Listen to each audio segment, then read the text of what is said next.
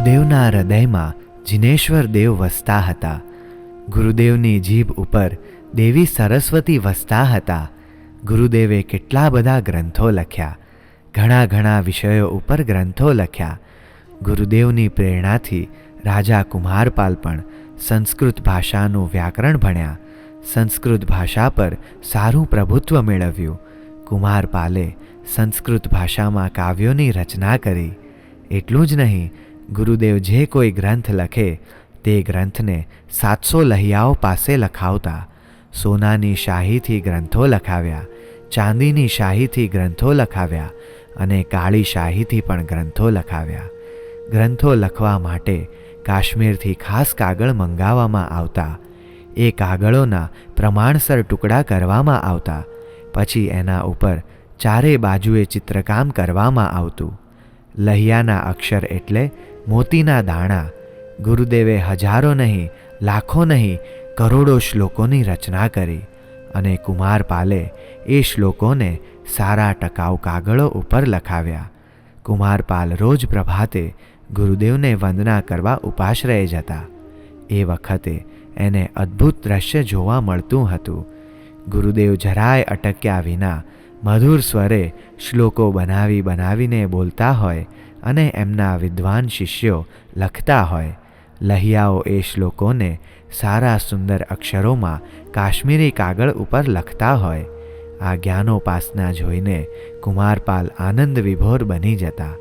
તેમણે આ કાર્યની દેખભાળ કરવા એક નિષ્ઠાવાન પુરુષને નિયુક્ત કર્યો હતો. એ પુરુષ ગુરુદેવને જે ગ્રંથ જોઈએ તે જ્ઞાન ભંડારમાંથી કાઢી આપે, લહિયાઓને કાગળો આપે અને શાહી આપે. લહિયાઓ માટે રહેવાની, જમવાની વગેરે વ્યવસ્થા ઉપર ધ્યાન આપે. કોઈને કોઈ જાતની તકલીફ ના પડવા દે. ગુરુદેવના સાહિત્ય સર્જનમાં તેઓના મુખ્ય 3 શિષ્યોનો સાથ હતો: મુનિ રામચંદ્ર, મુનિ ગુણચંદ્ર અને મુનિ મહેન્દ્ર. આ ઉપરાંત પણ બીજા શિષ્યો તેઓને સહાયક બનતા હતા. એક દિવસની વાત છે. મહારાજા કુમારપાલ રોજના કાર્યક્રમ મુજબ પ્રભાતે ઉપાશ્રયમાં આવ્યા. ગુરુદેવને વંદના કરી, કુશળતા પૂછી અને પછી ઉપાશ્રયમાં નજર ફેરવી તો લહિયાઓ લખતા ન હતા.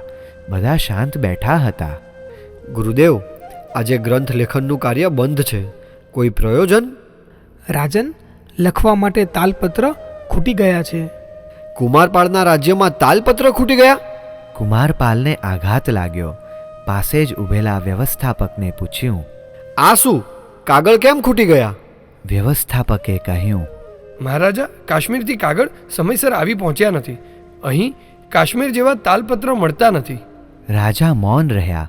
ગુરુદેવે કહ્યું, રાજન, ચિંતા ના કરો, 1-2 દિવસમાં તાલપત્રો આવી જશે.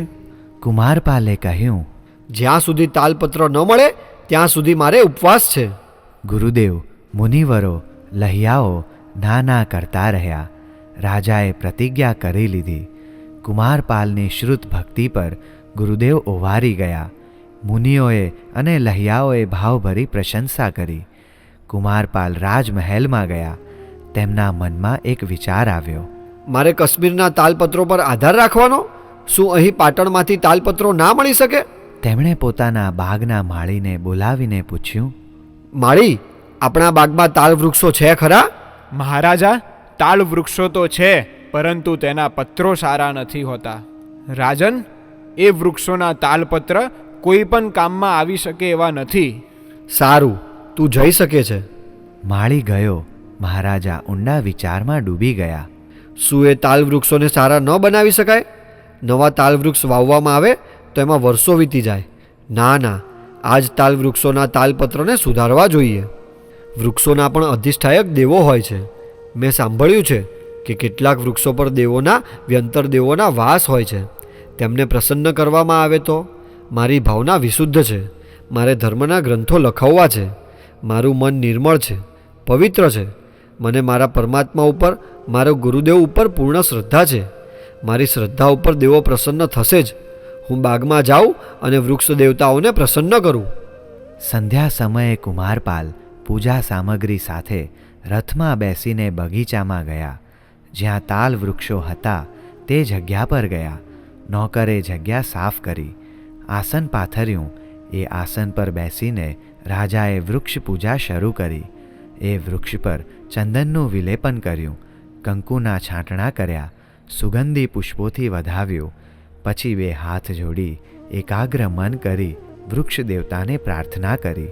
હે વૃક્ષ દેવતા, મને મારી જાત ઉપર જેટલો પ્રેમ છે, આદર છે, એનાથી પણ વિશેષ પ્રેમ અને આદર જૈન ધર્મ ઉપર હોય તો તમે બધા તાલ વૃક્ષો સારા બની જાઓ, સુંદર બની જાઓ. એમ પ્રાર્થના કરીને રાજાએ પોતાના ગળામાંથી સોનાનો હાર કાઢીને તાલ વૃક્ષને પહેરાવ્યો. રાજા રથમાં બેસી મહેલે આવ્યા. આખી રાત રાજાએ ધર્મ ધ્યાન કર્યું. પ્રભાતે ઉપવાસનું પારણું કર્યા વિના કુમારપાલ ગુરુદેવના દર્શન વંદન કરવા ઉપાશ્રયે ગયા. દર્શન વંદન કરીને પછી ઉપદેશ સાંભળવા બેઠા. બીજા સ્ત્રી પુરુષો પણ ઉપદેશ સાંભળવા આવીને બેઠા. ગુરુદેવે સાકર જેવી મધુર વાણીમાં ઉપદેશ આપવા માંડ્યો. ત્યાં બગીચાના માળીએ પ્રફુલ્લ વદને ઉપાશ્રયમાં પ્રવેશ કર્યો. ચૂપચાપ એ પણ ઉપદેશ સાંભળવા બેસી ગયો. ઉપદેશ પૂરો થયો. માળીએ મહારાજાને પ્રણામ કરીને નિવેદન કર્યું, મહારાજા, તમારી વૃક્ષ પૂજા તો ફળી ગઈ. મેં વહેલી સવારે એ તાલ વૃક્ષો જોયા. વૃક્ષો સંપૂર્ણ નિરોગી અને સુંદર બની ગયા છે. ધન્ય છે રાજન તમારી ધર્મશ્રદ્ધાને. હે પ્રભુ, જીવનમાં આવો ચમત્કાર તો પહેલો વહેલો જ જોયો. કુમારપાલે પોતાના ગળામાંથી સોનાનો હાર કાઢીને માળીને ભેટ આપ્યો અને કહ્યું, તું બાગમાં જા અને એ તાલપત્રો અહીં લઈ આવ. લાવીને આ લહિયાઓને આપ. માળી ખૂબ રાજી થઈને ગયો. ગુરુદેવે કુમારપાલને પૂછ્યું, આ બધું શું છે? કુમારપાલે વૃક્ષ દેવતાની પૂજાની વાત કરી. વાત સાંભળીને ગુરુદેવ, મુનિવર, લહિયાઓ અને અનેક સ્ત્રી પુરુષો નવાઈ પામ્યા. આશ્ચર્યચકિત થઈ ગયા. સહુ બાગમાં ગયા. જે તાલ વૃક્ષની રાજાએ પૂજા કરી હતી તે તાલ વૃક્ષ જોયું અને બીજા તાલ વૃક્ષો જોયા. બધા જ નવપલ્લવિત બની ગયા હતા. જેમ જેમ આ વાત પાટણમાં ફેલાતી ગઈ તેમ તેમ 18 કોમના લોકો બાગમાં આવવા લાગ્યા. ચમત્કારને નજરે જોઈને બધા રાજાના ગુણ ગાવા લાગ્યા. ગુરુદેવે ત્યાં સૌને સંબોધન કરતા કહ્યું, મહાનુભાવો, જૈન ધર્મનો આ દિવ્ય પ્રભાવ છે. સુકાઈ ગયેલા તાલ વૃક્ષો નવપલ્લવિત થઈ ગયા. માટે હે ભવ્યજનો, જૈન ધર્મનું તમારે પાલન કરવું જોઈએ. ઘણા બધા લોકોએ જૈન ધર્મને અપનાવ્યો. મહેલે જઈને કુમારપાલે ઉપવાસનું પારણું કર્યું.